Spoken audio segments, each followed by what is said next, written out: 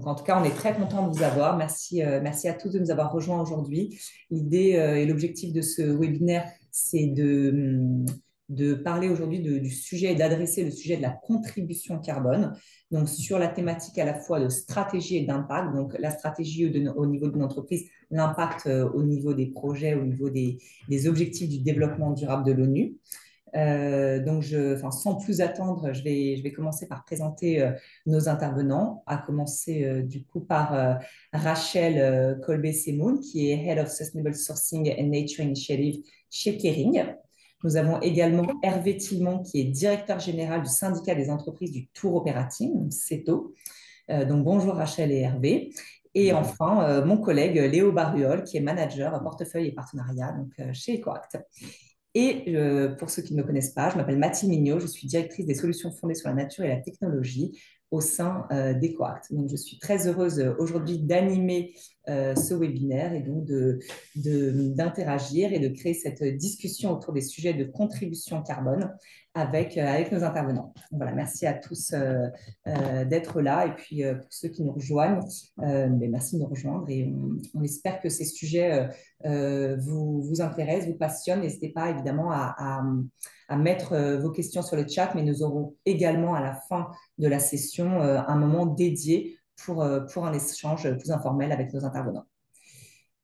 Et pour commencer, avant de poser et de lancer les questions et de poser le sujet de la contribution carbone, je voulais juste faire un mot d'introduction sur EcoAct et Schneider Electric. En fait, EcoAct est une société de Schneider Electric. C'est une société du coup internationale. On travaille sur du conseil, mais également du développement de projets de contribution carbone. On accompagne les entreprises, les institutions et les territoires dans leur volonté de relever efficacement les défis du dérèglement climatique et de la transition environnementale au travers d'une gamme la plus complète de solutions que l'on met à disposition des organisations avec lesquelles on travaille. Donc voilà, l'objectif, c'est vraiment de faire de l'action en faveur de la préservation du climat et de la biodiversité un levier de performance et de résilience pour les organisations.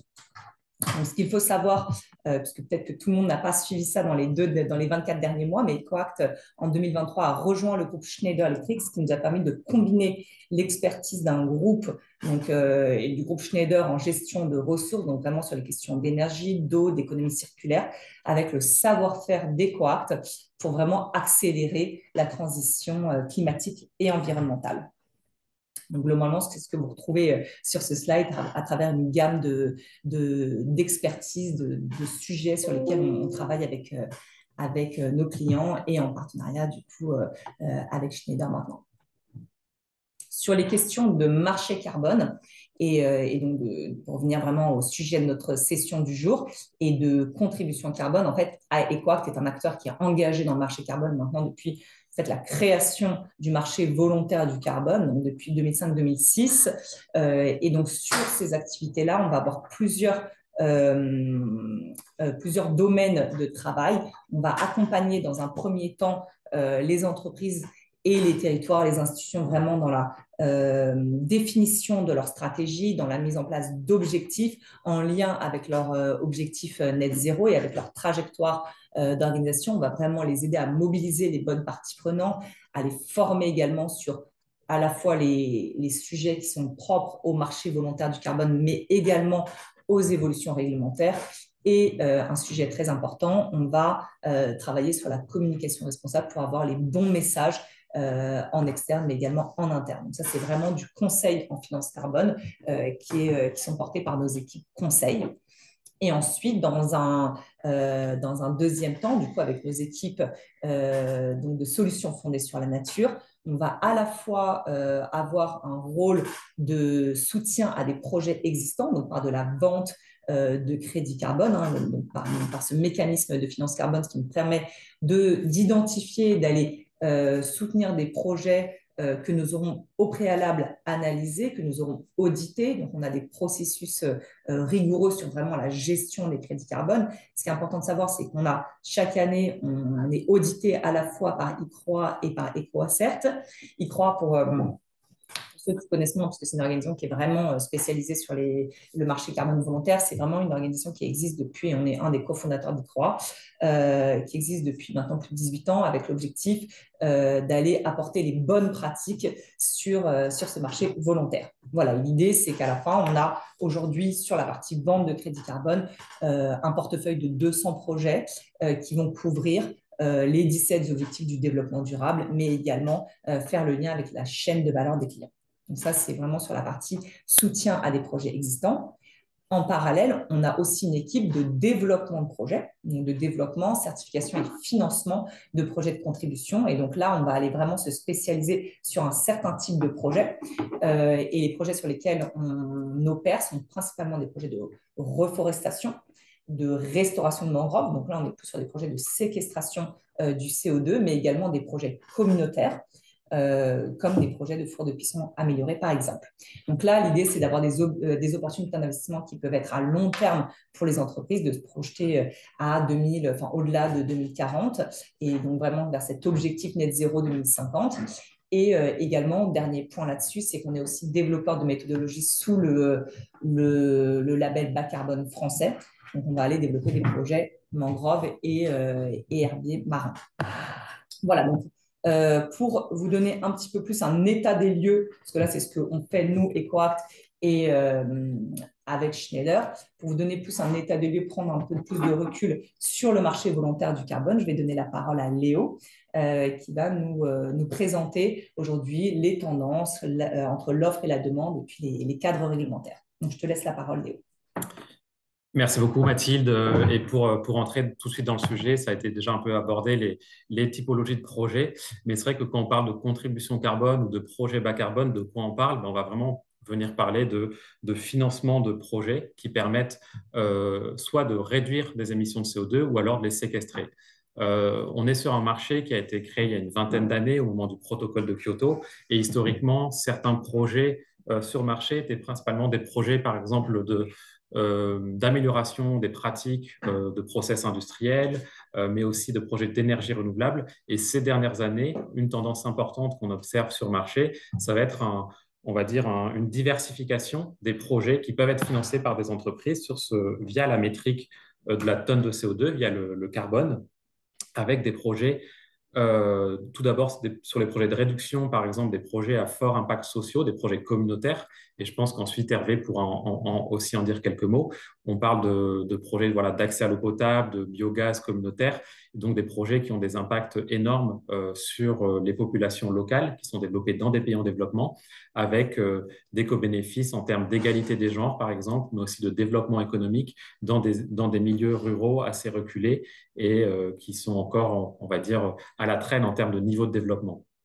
En parallèle, on a aussi une diversité assez importante de projets de séquestration des émissions, dont la part belle est tenue par les projets de solutions fondées sur la nature que Mathilde mentionnait. Donc là, on a des projets, par exemple, de reforestation ou encore de restauration de mangroves ou d'écosystèmes marins comme les herbiers, ou encore des projets d'amélioration de la gestion de forêts existantes. Et donc, ces projets sont intéressants. Pourquoi? Parce que d'une part, en effet, ils ont un impact climatique direct, ils permettent de séquestrer du carbone, mais aussi, ils ont aussi des co-bénéfices qui sont extrêmement importants, non seulement, encore une fois, pour les communautés locales. On va parler, par exemple, de création de nouvelles sources de revenus ou de préservation des ressources halieutiques pour les projets de mangrove, mais ce sont déjà des solutions très concrètes et qui ont un impact sur la partie adaptation au changement climatique. On l'a vécu cette semaine en France avec les vagues de chaleur. On sait à quel point la nature permet aussi de refroidir l'environnement dans lequel on se trouve. Et pour les donner un exemple aussi, sur les projets de mangrove, ils vont permettre de s'adapter déjà au changement climatique dont l'impact se fait ressentir, par exemple en limitant l'érosion du trait côtier. Donc, en plus de ces projets, on a aussi des projets de séquestration un peu plus innovants, un peu plus nouveaux, comme des projets de biochar en lien avec aussi l'agriculture, qui permettent d'améliorer la qualité des sols. Et donc, on va dire parmi ce portrait, cette diversité de projets, nous, nos quelques recommandations ou observations, c'est de valoriser justement ces co-bénéfices en lien avec les objectifs de développement durable de l'ONU, mais aussi de trouver des liens avec les chaînes de valeur des entreprises, leurs activités, leurs raisons d'être, et aussi et surtout de ne pas opposer les projets de réduction et les projets de séquestration, on y reviendra aussi, parce que chaque type de projet a des impacts différents, complémentaires, que ce soit les solutions fondées sur la nature ou les projets communautaires. Si on prend peut-être un petit peu de recul, on a parlé des projets, mais dans quel contexte, on va dire, réglementaire, quel écosystème ils s'inscrivent? On est dans un marché carbone qui évolue aussi énormément, avec bien sûr les standards qui sont en charge d'édicter les bonnes pratiques, qui sont en charge de générer, de créer des méthodologies qui permettent de faire certifier des projets en lien avec la science, et donc de venir quantifier au plus près possible de la réalité l'impact carbone, mais aussi l'ensemble des co-bénéfices des projets. Et donc là, on a cette instance que Mathilde mentionnait, qui est l'ICROI, qui vient, on va dire, certifier les standards qui adoptent les meilleures pratiques dans un contexte où il y a de plus en plus de standards qui se lancent. Donc c'est important de rappeler les cadres qui viennent aussi assurer une certaine qualité, intégrité des standards. Et sur la partie méthodologie aussi, ce qu'on observe aujourd'hui, c'est une révision en profondeur des différentes méthodologies qui viennent certifier les projets, en lien aussi avec les évolutions scientifiques. Et donc, l'objectif, c'est d'améliorer, d'apporter de plus d'intégrité et de qualité sur le marché. Et donc là, c'est l'instance qui est le ICVCF, donc Integrity Council for the Voluntary Carbon Market, qui est venu édicter en quelque sorte des bonnes pratiques, 10 règles à respecter, les Core Carbon Principles, parmi lesquelles l'additionnalité, la permanence des projets, et donc qui vient valider les méthodologies qui sont considérées comme les meilleures, les plus reconnues, les plus intègres d'un point de vue carbone, mais aussi en prenant en compte l'ensemble des co-bénéfices. Dans ce contexte, nous, notre position chez Equact a toujours été la même et constante, c'est que, bien sûr, important d'avoir ces cadres réglementaires, semi-réglementaires, mais il est crucial de continuer à analyser les projets à la maille du projet pour comprendre les risques, les impacts positifs, potentiellement négatifs, pour pouvoir comprendre l'écosystème de chaque projet et investir dans des projets qui sont sûrs, tant d'un point de vue réputationnel que, bien sûr, carbone et co-bénéfices. On est sur un marché international, mais il se passe aussi beaucoup de choses en France. On a vu le gouvernement français récemment être très proactif sur le sujet des crédits carbone en lançant et en rejoignant plusieurs initiatives en faveur des crédits carbone à haute intégrité. Donc l'idée, c'est aussi d'encourager les entreprises à pouvoir investir, à pouvoir se servir de cet outil dans leur stratégie de décarbonation et stratégie net zéro. Donc le gouvernement avait mis en place il y a quelques années le label bas carbone qui permet de financer des projets, notamment des projets forestiers et agricoles sur le territoire national. Dans le cadre aussi de la stratégie nationale bas carbone française, on a vu aujourd'hui le rapport du Haut Conseil pour le climat qui est sorti ce matin et qui met en avant le fait que l'État, la France n'est pas en lien, n'est pas aligné encore avec sa trajectoire 2030-2050. Donc, l'opportunité aussi avec le label bas carbone ou encore le label Rainbow de financer des projets en lien avec l'économie circulaire, la forêt, les projets agricoles sur le territoire national. Sûr, donc merci beaucoup Léo, excuse-moi. Donc j'étais juste en train d'une transition technique, mais pas très scientifique. Merci beaucoup pour ces éléments. Peut-être la question que je voulais poser pour revenir sur ces sujets-là et cette diversification de projets, mais également cette émergence des cadres réglementaires, c'est au niveau du CETO, pour commencer, Hervé, comment vous arrivez côté CETO à sélectionner vos projets, quelles décisions vous prenez, quelles sont les parties prenantes que vous incluez dans votre réflexion. Voilà, je vous laisse un peu nous donner votre vision de la définition de votre stratégie sur ce type de projet. Oui, bonjour, merci beaucoup. Juste un petit rappel avant de répondre concrètement à votre question. Le CETO, nous, on est un syndicat professionnel. On regroupe environ 80 acteurs du tour operating français dont l'activité principale est d'assembler des composants pour offrir des voyages qui sont très majoritairement à destination de l'étranger, donc avec une empreinte carbone très forte compte tenu de la composante aérienne.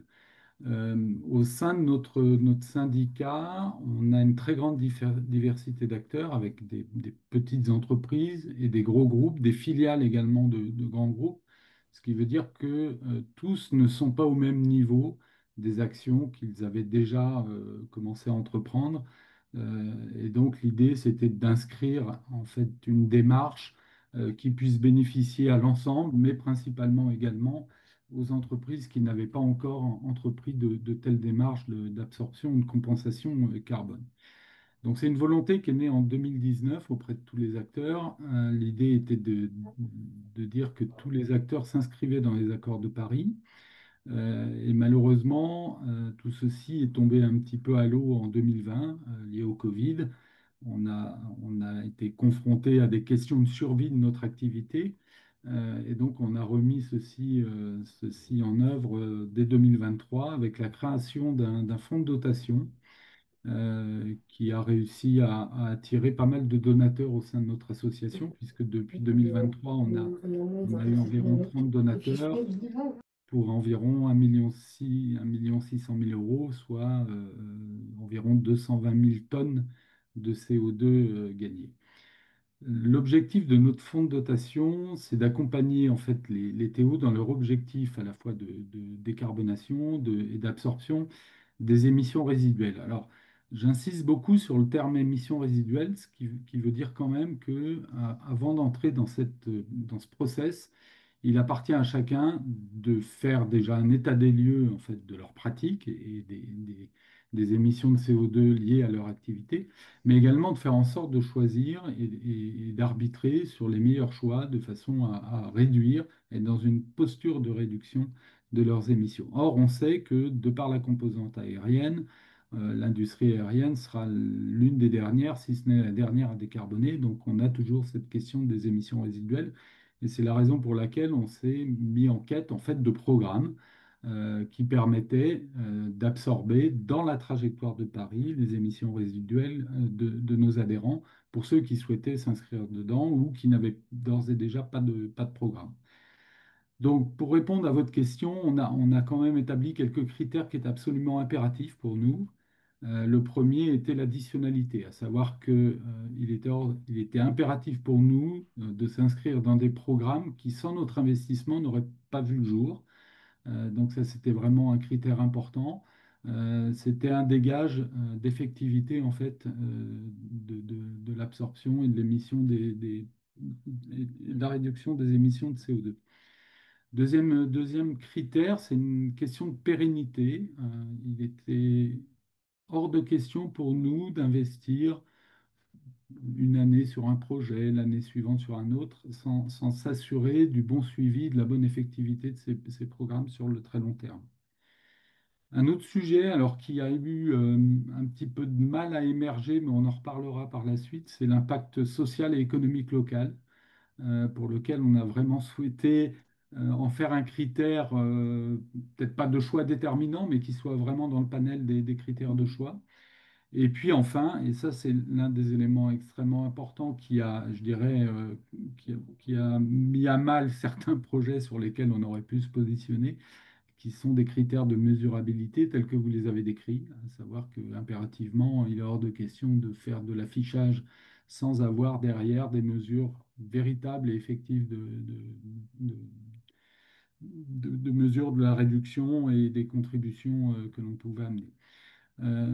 Derrière ça, alors je dirais, c'est pas tellement un critère, c'est plus des indicateurs que l'on a donnés à nos adhérents, effectivement, des garde-fous sur la façon de calculer leurs émissions de CO2, de façon à pas tomber dans des travers un peu trop simples pour pouvoir crier victoire alors qu'ils étaient très loin de leur contribution. Donc voilà, ces quatre critères sont vraiment les principaux. Derrière, il y a effectivement un critère qui est important dans le choix derrière, c'est le critère financier, puisque de toute façon, on demande à nos adhérents, en s'inscrivant dans cette trajectoire de Paris, c'est d'arriver à absorber leurs émissions résiduelles. Et donc, il y a une question de coût, effectivement, sur ces programmes. Et je dirais quelque part, on le reverra dans la communication, ce critère qui aurait pu apparaître comme important, demain il devient accessoire dans la mesure où on l'a à l'entrée, Mais dès lors qu'on travaille sur des programmes pérennes sur du long terme, on voit bien qu'on arrive à stabiliser cette question de coût à la tonne assez rapidement. Voilà. Merci beaucoup, Hervé. Non, mais c'est hyper intéressant parce qu'en effet, pour un secteur comme le vôtre, le sujet contribution, le sujet impact, en fait, en gros, il n'y a pas de débat. Ça, c'est naturel de se dire on doit investir en dehors de notre chaîne de valeur puisqu'on est sur des émissions où il va être très difficile pour même en ayant beaucoup de bonnes pratiques, de réduire complètement. Et évidemment, tout ça se fait avec des bonnes pratiques et on y reviendra. Rachel, donc sans transition, mais également Kering a investi depuis très longtemps sur les sujets, sur ces réflexions climat, sur la contribution carbone et globalement avec un pont important et de plus en plus émergent dans vos stratégies avec un focus sur la biodiversité et de se dire, OK, mais du coup, comment lier contribution carbone et stratégie en faveur de la biodiversité et de la nature, comment faire un peu le lien entre carbone et nature au sein d'une entreprise comme le groupe Kering. Et par ailleurs, avant de vous laisser la parole, j'étoffe un peu la question et de se dire, et après, une fois que vous travaillez sur les projets sur lesquels que vous sélectionnez, les projets sur lesquels vous investissez, comment allez-vous faire comment vous jugez de la qualité des projets? Qu'est-ce que vous regardez en fait en priorité pour vous dans un projet? Qu'est-ce qui est le plus important? Voilà, je m'arrête là. Merci. Oui, merci. Oui, plein de questions très intéressantes. C'est vrai que donc Kering, vous m'entendez bien parce que mon ordinateur me dit que c'est médiocre. Ok, bon.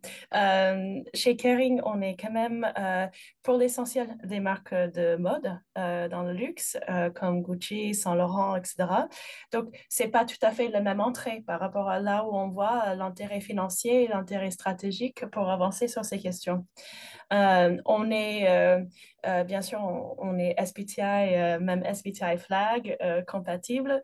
On a été aussi pilote, comme dit Mathilde, en fait, on met beaucoup d'importance sur la partie biodiversité, donc on était également pilote de la SBTN. Et donc, on essaie d'avoir quand même une approche assez globale. Et ce qui nous plaît beaucoup, et Léo et Mathilde en ont parlé tout à l'heure, c'est de vraiment arriver à voir comment on aide à faire avancer les améliorations en termes de climat par rapport aux accords de Paris, mais grâce à des solutions fondées sur la nature. Beaucoup de nos matériaux sont issus de la nature, de l'agriculture. Et donc, de plus en plus, on est investi dans tout ce qui va être agriculture régénératrice. Et ça nous paraît très important de vraiment mettre des leviers autour de ce type d'approche régénératrice pour pouvoir gagner par rapport à la question carbone, à la fois en réduction et aussi en séquestration, mais également les autres co-bénéfices qui font finalement un feedback, un feedback loop positif qui crée des synergies finalement pour vraiment amplifier ce qui peuvent être les améliorations. Donc, c'est pour ça que Kering a lancé en 2023, genre 22 à la COP 15, un fonds, un Climate Fund for Nature, parce que on se dit finalement ce qu'on veut, c'est vraiment ces high integrity credits que Léo décrivait.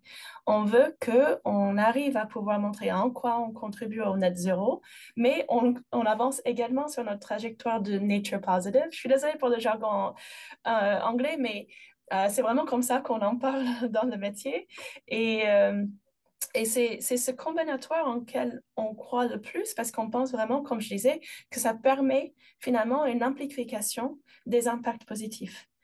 Donc, l'autre chose peut-être qu'on peut dire, c'est que pour le coup, même si bien sûr les réductions sont un peu importantes, on souhaite favoriser autant que possible les removals et la séquestration parce que c'est là où on pense pareil que ça peut enclencher des approches régénératrices.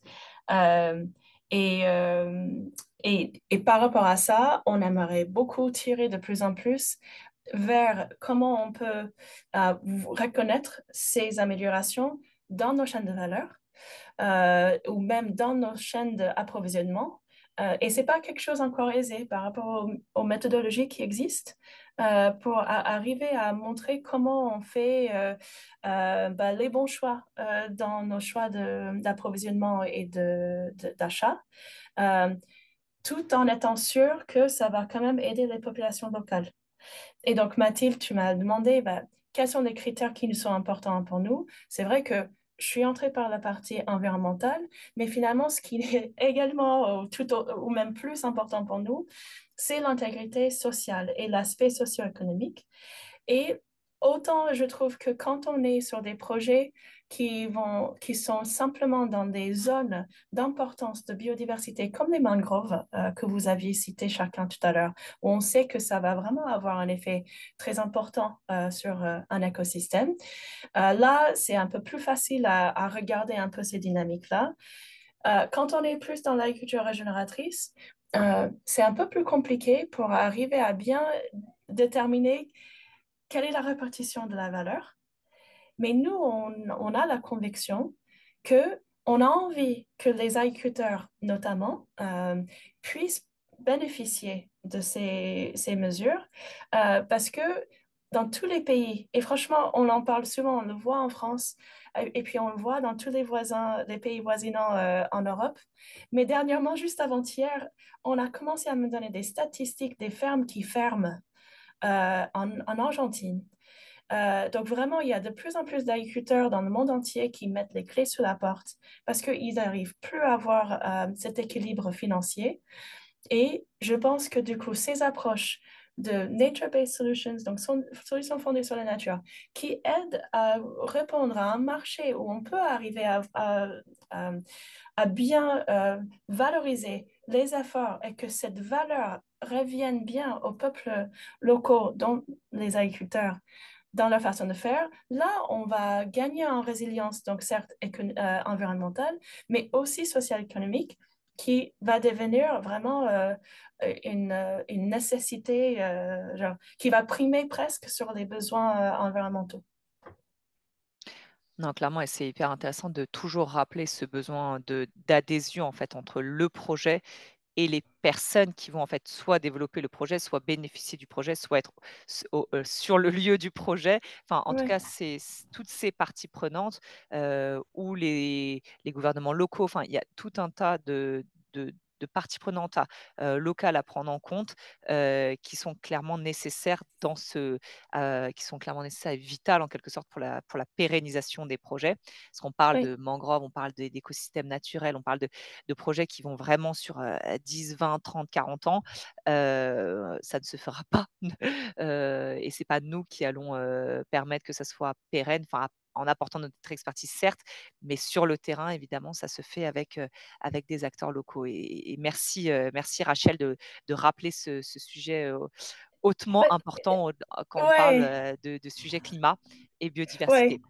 C'est juste, je sais que c'est pas, mais pour vraiment enfoncer le clou, c'est que le fait de mettre les gens au centre et de vraiment travailler sur cette répartition de la valeur, je pense que c'est quelque chose qui est vraiment de plus en plus porté par EcoAct et par certains acteurs parce que c'est clé. Et j'ai oublié ce que je voulais dire. En fait, je voulais vraiment. Oh oui, non. Et c'est pour ça que on pense, et vous savez certainement, ou elle n'a pas dit Mathilde, mais elle est également au board de l'OBC, donc pour les crédits biodiversité. Et c'est une deuxième opportunité que nous, collectivement, on cherche à voir. Comment on arrive à voir ces gains, voir cette valeur additionnelle et voir cette répartition de la valeur pour que ça crée des systèmes économiques qui sont plus viables, plus pérennes dans le temps. Et je pense qu'on peut vraiment être exigeant et puis fier de comment on est en train de tracer ce chemin-là. Il y a beaucoup de choses en effet à apprendre de tous les mécanismes qui ont été mis en place depuis maintenant plus de 15 ans sur la finance carbone, d'avoir un peu les leçons de ces développements pour se dire, OK, mais comment on fait ça sur d'autres écosystèmes et comment on applique ça à la biodiversité, puisqu'en effet, on a besoin de ces financements pour la biodiversité. Et je ne me lancerai pas dans le sujet, mais évidemment, tout le monde est au fait des nécessités en termes de financement et du funding gap sur le sujet biodiv pour faire comme toi, Rachel, faire un peu de franglais. Mais merci beaucoup. Avant de passer à la suite en fait, de nos questions et de rentrer vraiment sur les réflexions stratégiques dans vos organisations, Hervé et Rachel, je voudrais juste repasser la parole 2 minutes à Léo pour le dénominateur commun en fait, là, dans ces présentations, dans ces réflexions, c'est vraiment les bonnes pratiques. Et du coup, je vais juste rappeler, donc, demander en tout cas à Léo de nous rappeler un peu quelles sont les bonnes pratiques pour les organisations, tout type d'industrie confondue, sur ces questions de contribution carbone. Je repartage du coup 30 secondes mon écran puisque c'est toujours pratique quand on vous parle de ces sujets-là de vous mettre 2-3 slides à l'appui. Tac, tac, tac. Et comme je suis... donnez-moi 30 secondes.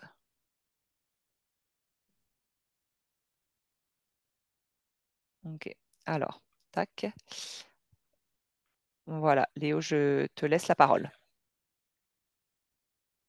Merci beaucoup Mathilde. En effet, l'objectif, ça a été rappelé par Rachel et Hervé, mais en effet, on parle de contribution, mais bien sûr, ça vient en parallèle des efforts de réduction des émissions dans la chaîne de valeur de chaque entreprise.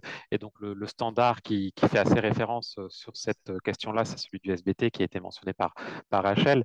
Et l'objectif, c'est quoi? C'est vraiment d'avoir une trajectoire alignée avec la science, alignée avec l'accord de Paris, avec un objectif final en 2050 qui est celui du net zéro.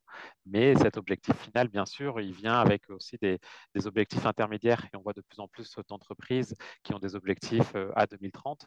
Et donc, dans ce contexte, dans cette trajectoire que vous voyez à l'écran, l'idée, c'est de contribuer dès à présent en dehors de la chaîne de valeur dans des projets de réduction ou de séquestration qu'on mentionnait, mais aussi on voit que le standard SBT il évolue en ce moment et qu'il pourrait y avoir des objectifs dès 2030 avec des parts de crédit carbone de séquestration qui viendraient être soit contraignantes, soit mieux valorisées dans le cadre du SBT.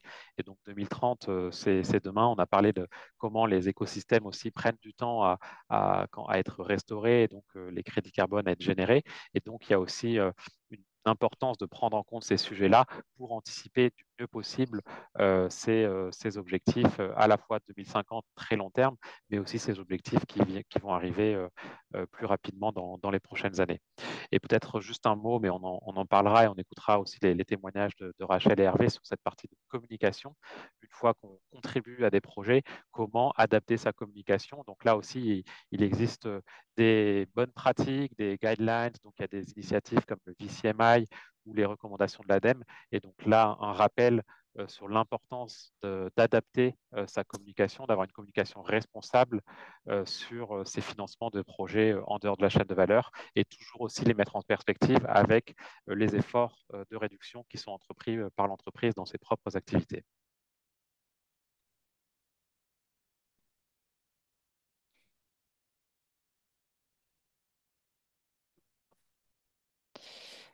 Merci Léo. Est-ce que tout le monde m'entend toujours? Je vérifie toujours avec le son, on n'est jamais trop sûr. Ok, bah non, mais merci beaucoup, c'est important. Et puis, vous avez tous les deux, en tout cas, il y a cette réflexion autour du standard SBTI qui est aujourd'hui largement suivi pour les stratégies des entreprises.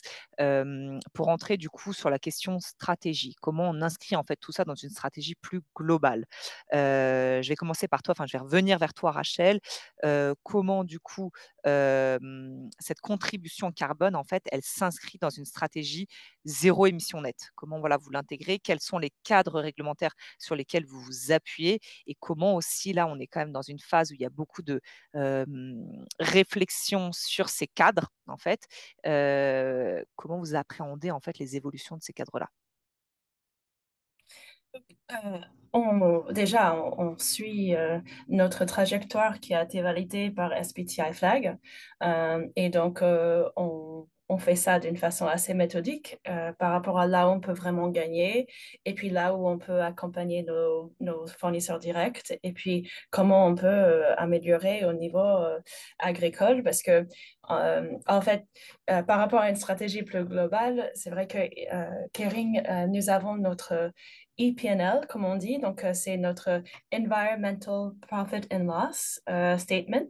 Donc, c'est le bilan pertes et gains, je sais pas, aux yeux par rapport à l'environnement. Et donc, c'est depuis 2011, on suit ce qui sont nos impacts et nos dépendances à travers toute la chaîne de valeur, donc du très upstream jusqu'à la fin de vie et par rapport à tout, dont les émissions de gaz à effet de serre.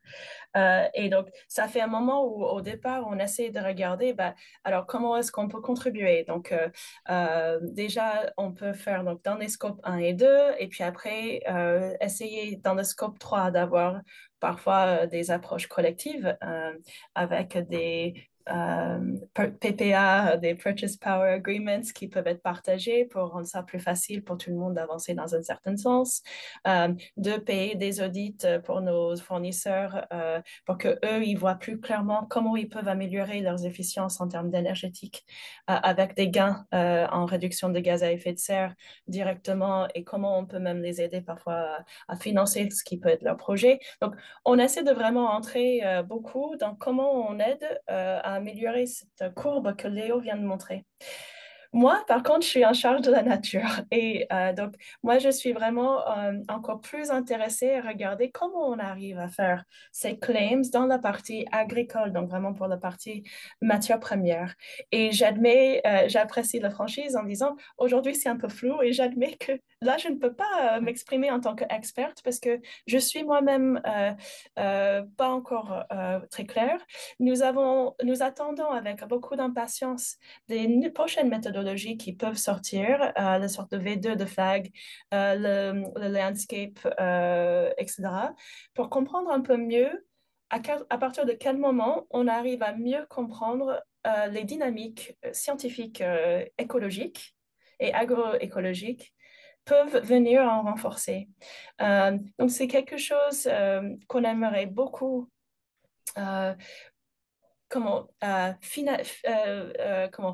peaufiner pour être vraiment sûr que par rapport à la science, que c'est bon. Et donc aujourd'hui, dans notre EPNL, on a une sorte d'approche qui prend en compte quand il y a des certifications ou quoi, qui puissent montrer ses contributions. Mais je trouve qu'on n'a pas aujourd'hui les bonnes méthodes qui nous permettent de vraiment savoir comment on peut intégrer tout ça dans nos courbes. Donc, voilà, c'est une petite frustration que nous avons parce que, pareil, je trouve que, et pas aujourd'hui, mais généralement, on scinde environnement et socio-économie. On ne peut pas. Quand on est autant dépendant sur l'agriculture, on ne peut pas raisonner comme ça. Parce que si on raisonne que environnementalement, c'est la raison pour laquelle souvent des agriculteurs refusent d'avancer parce qu'ils ne voient pas le modèle économique dans la manière qu'ils peuvent avancer. Dans ma vie antérieure, j'essayais beaucoup de promouvoir un marché crédit carbone et notamment le label bas carbone en France parce qu'on cherchait à voir comment on pouvait mettre des incentives et ou valoriser les efforts que ces agriculteurs apportaient. Mais les méthodes telles qu'elles existent aujourd'hui ne me permettent même pas en tant que corporate, quand on fait un bon choix et on décide de vraiment payer plus cher pour, déjà aider à financer un projet et puis payer plus cher une matière première qui est issue d'une agriculture régénératrice, on n'arrive pas à l'inscrire quelque part d'une façon facile. Les méthodes sont pudiques, elles disent il faut montrer une permanence de tant d'années. Quand on est dans la mode, on n'est pas certain qu'on traite toujours avec exactement les mêmes fermiers. On ne sait pas finalement répondre vraiment à ce type d'exigences. Et pourtant, il faudrait qu'on puisse montrer l'intérêt, entraîner un élan pour que de plus en plus de monde qui sont vraiment finalement critiques pour que ça avance soit partie prenante de la chose. Et j'admets qu'aujourd'hui, je trouve que les méthodes manquent encore un peu. Non, mais ce qui est après très intéressant dans la démarche, c'est de se dire, OK, les méthodes évoluent, changent et c'est pas simple. Pour autant, là, et Rachel, à ton niveau, au niveau de Kering, c'est de se dire, on va pas juste attendre et rester dans le flou, on va quand même avancer, on va prendre les sujets. Ça sera peut-être pas parfait, mais au moins on avance avec ce qu'on a scientifiquement, avec la base qu'on a. et par rapport à nos enjeux à nous sur les questions d'agriculture et d'autres. Et je trouve que là, il y a vraiment, enfin, pour moi, je trouve ça très inspirant la démarche parce que c'est de se dire, on sait que les méthodologies vont être améliorées, mais pour autant, on prend action parce qu'en fait, on ne va pas non plus attendre que tout soit parfait, sinon on n'atteindra pas nos objectifs Ouais. globalement, ou en tout cas, notre sujet climat-biodiversité ne va pas être du tout adressé dans Non. les prochaines années. Donc vraiment, Et enfin, le j'en profite problème, pour ouais, un merci, peu parce que le bravo problème, pour ça, c'est parce que, que c'est pas simple et tout le ouais, monde ne prend pas ce non, risque-là, hein. non, et c'est vrai qu'on continue parce que là, en fait, même quand on essaie de faire, on travaille actuellement à essayer de vraiment lire toute la littérature qui existe par rapport à ce qui sont Mm. nos commodités majeures. Euh, et puisqu'il n'y a pas de méthode, il y a une hétérogénéité par rapport à qui regarde quoi. Du coup, on n'arrive pas vraiment à avoir de bonnes data. Du coup, je comprends ceux qui font ces méthodes, qu'ils sont un peu dans l'embarras, parce que s'ils se tournent pour voir ce que les data leur disent, pour les aider à déterminer exactement ce qui devrait être les cadres, c'est pas évident pour eux. Donc, on a vraiment besoin, c'est le singe là qu'on fait comme ça, Ouais. il grimpe comme ça. Parce que finalement, Ouais. on a tous besoin de commencer à contribuer pour avoir plus de data qui permettent à mieux savoir comment inscrire ça dans des règles qui sont par contre agiles pour prendre en compte au fur et à mesure que la science et l'empirisme nous permettent de comprendre mieux encore. Ouais. Non, mais c'est step by step, mais on avance de toute façon, quoi qu'il arrive, et c'est l'important.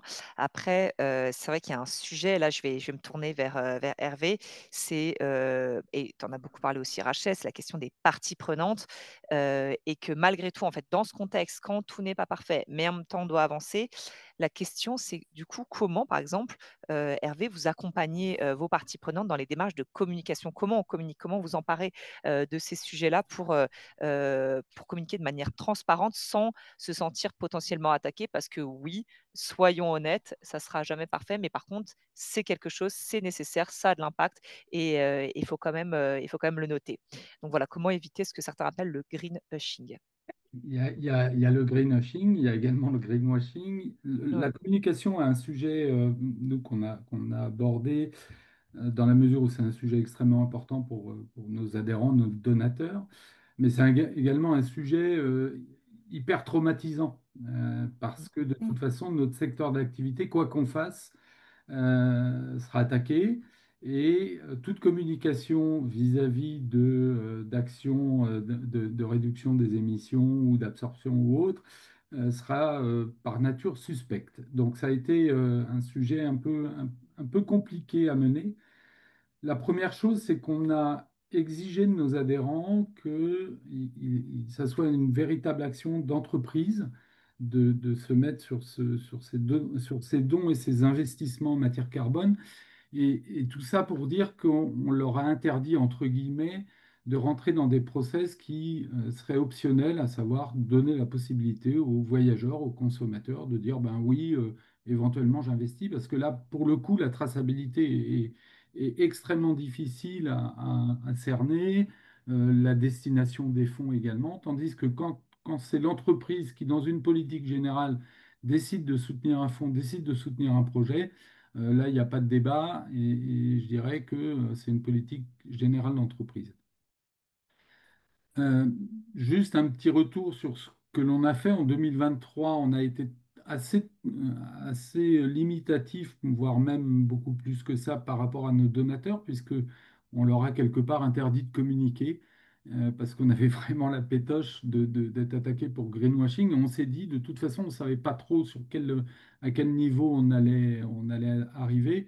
Donc on s'était dit, on va plus avoir de risques de communication et d'attaque sur une communication qui ne serait pas 100% calée, et sachant qu'on n'était pas sur un programme dans lequel on avait investi sur de nombreuses années. La donne a un petit peu changé l'année dernière avec vous et Coac, notamment sur l'identification d'un projet sur lequel on investit sur 15 ans.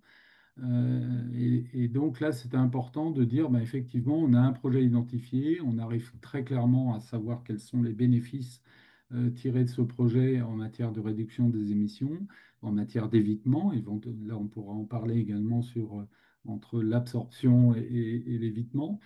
Et puis, ce qu'on a voulu, c'est avoir une communication institutionnelle dont nos adhérents, dont nos donateurs pouvaient s'emparer de façon à leur donner les bons termes. Nous, on n'est pas du tout des professionnels de ce métier-là, donc c'est la raison pour laquelle on a souhaité travailler avec vous, de façon à avoir sur des identifications de projets les bons réflexes de communication.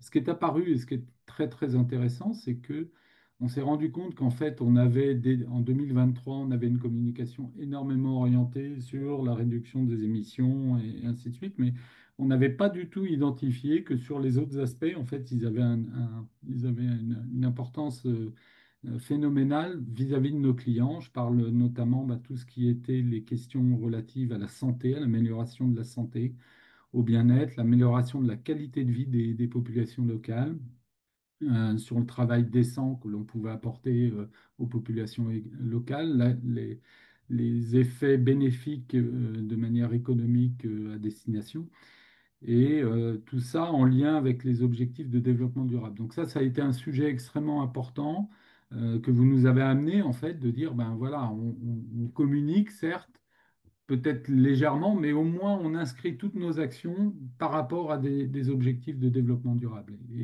Et là-dessus, tous nos adhérents ont eu un cadre très, très précis. Et aujourd'hui, je veux dire qu'ils en tirent plein bénéfice. Et puis le dernier sujet, c'est au-delà de l'accompagnement, c'est la certification également qui nous permet d'être pleinement, d'assumer pleinement notre communication vis-à-vis de ça, d'autant plus que derrière, les crédits carbone, mais je ne sais pas si on en parlera par la suite, les crédits carbone qui sont obtenus par le fonds de dotation, nous, on a pris un engagement très très fort, c'est de les annuler et de ne pas en faire le commerce. Voilà un petit peu les principaux aspects, mais on est passé en fait d'une absence de communication ou d'une interdiction entre guillemets de communication par traumatisme entre guillemets jusqu'à un accompagnement et au contraire quelque chose de très positif. Alors il y a encore beaucoup de choses à faire, mais au moins on a quelque chose qui est identifiable par nos clients sans être taxé de greenwashing, voire de greenwashing. Et honnêtement, bravo parce que c'est courageux. Enfin, et je sais que Rachel est face à ces mêmes enjeux, hein, donc je repose pas la question, mais je sais que c'est un sujet de comment on adopte la bonne communication. Hem et je comprends qu'au début, vous étiez en plus, à l'arrêt en disant: «On ne prend pas de risques». Aujourd'hui, en fait, je pense que face à l'urgence climatique, il faut se permettre de se dire: «On avance, voici ce qu'on fait» et bah, critiquez-nous, mais bon, c'est peut-être aussi pas mal parfois pour les médias, un petit message aux médias de regarder aussi ceux qui ne font rien du tout et pas ceux qui essaient. Voilà, donc ce message étant passé, en fait, je voudrais repasser rapidement, la parole, à Léo, hein, pour un peu clôturer, cette discussion et prendre aussi un recul de une fois qu'on s'est dit tout ça, comment on utilise, ces mécanismes, pour enfin, comment les autres organisations, comment tout le monde peut s'emparer de ces mécanismes. Peut-être, Hervé, vous avez mentionné le projet sur lequel on travaille ensemble, donc je vais essayer aussi, Léo, peut-être faire une petite présentation du projet, comme ça donnera un peu aussi de concret, d'impact, au sein de cette discussion sur vraiment, un exemple, concret de projet. Voilà, donc Léo, je te laisse la parole pour, reprendre ces 2 sujets et heu et voilà. Alors, je repartage mes slides. On s'appuie souvent Merci sur les beaucoup, slides. Mathilde. En effet, on est très heureux du coup de travailler avec le CETO et son fondation CETOsphère sur un projet qui est développé et géré par EcoAct et notre filiale au Kenya, ClimatePal. Donc, on est sur un projet de foyer de cuisson amélioré à quelques heures de Nairobi, au pied du mont Kenya. Et donc, l'objectif avec le financement de CETO, c'est d'aller distribuer près de 25 000 foyers de cuisson améliorés à des populations qui sont rurales et qui cuisinent actuellement avec des méthodes traditionnelles de cuisson, donc des feux à 3 pierres. Et donc l'objectif avec ce projet, c'est très concrètement d'aller diminuer la consommation de bois liée à la cuisson. Donc on va passer à peu près de 4 tonnes de bois par famille et par an à 1,5 tonne. Donc il y a une économie significative de bois consommé et du coup des impacts positifs de réduction de la déforestation dans ces zones, mais aussi des réductions de la fumée lors de la cuisson des préparations et donc une amélioration de la santé pour les populations locales. Et donc là, on est sur un projet vraiment communautaire de réduction des émissions. Et comme le disait Hervé, ben, c'est vraiment une approche très, très globale. Donc, bien sûr, le financement et de la finance carbone, mais on touche beaucoup d'objectifs de développement durable avec l'égalité des genres, le développement économique, puisque ces foyers de cuisson sont produits très localement, sont distribués localement. On va employer près de 20 personnes sur le projet. Donc voilà, un type de projet et d'impact assez diversifié. Et donc là, peut-être pour faire le lien avec la dernière slide de Mathilde, on a un financement sur 15 ans, donc c'est un investissement direct dans un projet. Donc anticiper des besoins futurs en s'engageant dans un projet qui est propre à cet eau. Donc, c'est vraiment un investissement de long terme, mais c'est seulement une des façons de s'impliquer dans ce marché volontaire du carbone, puisqu'il y en a aussi d'autres qui sont parallèles, qui sont complémentaires. Il y a une possibilité d'acheter des crédits carbone de projets existants. Il y a une possibilité, toujours avec cette trajectoire qu'on a montrée, avec des objectifs peut-être intermédiaires à 2030, de commencer à sécuriser un approvisionnement en crédit carbone pour pouvoir atteindre ces objectifs intermédiaires à 2030, 2040 et jusqu'au net zéro en 2050. Donc voilà, une importance, on va dire un appel à l'action et avec différentes modalités d'approvisionnement. Et comme ça a été dit, ben, l'importance aussi de mobiliser les parties prenantes en interne dès à présent, parce qu'on sait que, on le voit notamment dans les grands groupes, il y a beaucoup d'équipes qui sont mobilisées sur ces sujets, de la communication à la sustainability, mais aussi bien sûr les équipes finances, les équipes risques, les équipes juridiques. Donc l'important de sensibiliser les parties prenantes internes, de sécuriser des budgets en fonction de la trajectoire et de la stratégie, et aussi ben, de construire une stratégie robuste avec ces différents modes d'approvisionnement pour atteindre les stratégies, bien sûr, climat, mais aussi, comme le rappelait Rachel, nature, biodiversité, et bien sûr faire le lien avec les activités, la raison d'être de l'entreprise, son impact. On voit par exemple des industriels qui ont des besoins en eau très importants, qui veulent avoir un impact positif sur l'accès à l'eau potable. Donc voilà, essayer de construire une stratégie assez globale en utilisant cette finance carbone, mais avec une vision bien plus générale, climat, nature, environnement au sens large. Merci, merci Léo. Merci pour ce rappel. Je vois qu'on arrive, il nous reste 5 minutes avant la fin de la session, donc je voudrais plus laisser la parole à ceux qui nous ont rejoints aujourd'hui, ceux qui nous écoutent, et merci de nous avoir rejoints. Donc vous pouvez soit mettre les questions dans le chat et comment dire, soit les poser. Enfin, je crois que c'est principalement, il faudrait les mettre dans le chat. Et du coup, je récupère juste une ou deux questions, potentiellement pour Ceto et pour Hervé et Léo. Que veut dire exactement financé par Cetosphère et mis en œuvre par EcoAct? Pouvez-vous clarifier les rôles et responsabilités dans ce type de projet? Léo ou Hervé, est-ce que vous voulez répondre à cette question? Sur la partie financement, tout simplement, nous, en fait, on a créé ce fonds de dotation qui est un réceptacle, en fait, pour que nos adhérents, voire demain éventuellement élargir, puissent faire un don. Et avec ces dons, en fait, nous, on investit. Cetosphère s'est engagé sur un projet à horizon 15 ans. Là, pendant 15 ans, on va financer ce projet de Jikosawa, sachant qu'on a désiré confier à EcoAct la réalisation effective et le suivi de la mise en place de ces foyers de cuisson améliorés. Donc nous, on s'assure en fait d'avoir le bon réceptacle et les modes de communication par rapport à nos adhérents qui s'engagent, eux, annuellement à nous faire un don. Et ce don, on s'oblige à financer le projet Jikosawa qui est mené par EcoAct. Et peut-être pour compléter la réponse d'Hervé, en effet, donc c'est un financement qui vient de Cetosphère et EcoAct agit en tant que, on va dire, maître d'œuvre du projet. Donc on a une filiale kenyane qui va avec des collègues qui vont déployer sur le terrain le projet, c'est-à-dire aller distribuer les foyers de cuisson améliorés, aller les suivre dans le temps, aller travailler avec les communautés locales pour une bonne acceptation du projet projet par les bénéficiaires. Et EcoAct va aussi s'occuper de toute la partie certification du projet. Donc là, je me permets de répondre en parallèle à une autre question qui est sur le chat. Donc, on va suivre les standards. Donc, en l'occurrence, le projet est certifié par le Gold Standard et les méthodologies qui sont en fait le cahier des charges pour ce type de projet. Et donc, on va agir avec les standards des auditeurs externes qui vont venir vérifier et auditer les projets de manière annuelle pour s'assurer que le projet suit les bonnes pratiques, les meilleurs standards et les meilleures normes en termes de qualité et de certification pour s'assurer aussi d'un suivi dans le temps et d'une bonne mesure des impacts et des bénéfices du projet.